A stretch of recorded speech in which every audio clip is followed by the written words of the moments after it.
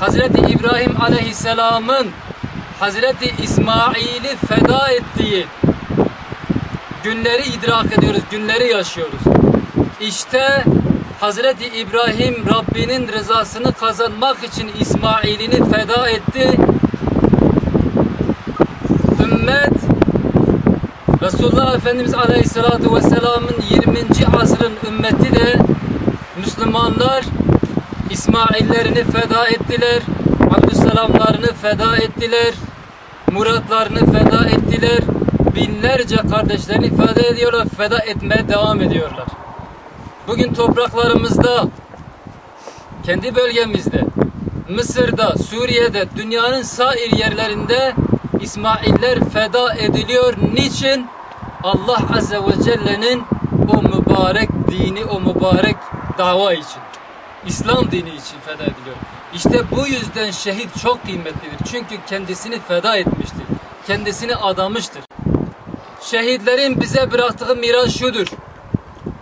Birinci miras onların kendilerini feda ettiği davalarıdır. Eğer ki biz o davaya sahip çıkmazsak, o davayı bıraktıkları yerden omuzlarımıza alıp bir adım ötesine taşımazsak, bunun çabasını vermezsek onların davalarına ihanet etmiş oluruz. Tekbir! Allahu Ekber! Tekbir! Allahu Ekber! Allahu Ekber!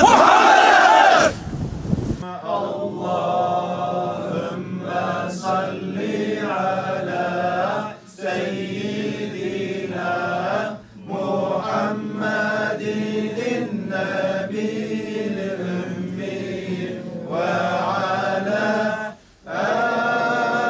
alihi ve sahbihi ve sellim. Huvellezî arsala rasûlehu bilhuda ve dînil hakkı liyuzhirahu ale'd-dîni kullihi ve kefâ billahi şehîdâ. Muhammedun Resulullah وَالَّذ۪ينَ مَعَهُ أَشِدَّاءُ عَلَى الْكُفَّارِ رُحَمَاءُ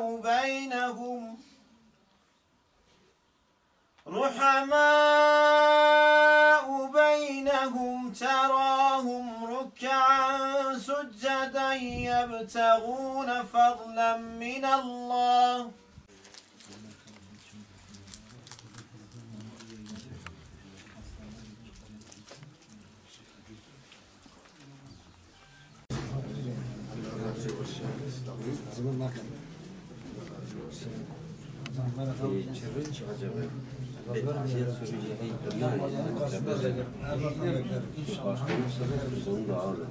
gelsin yani.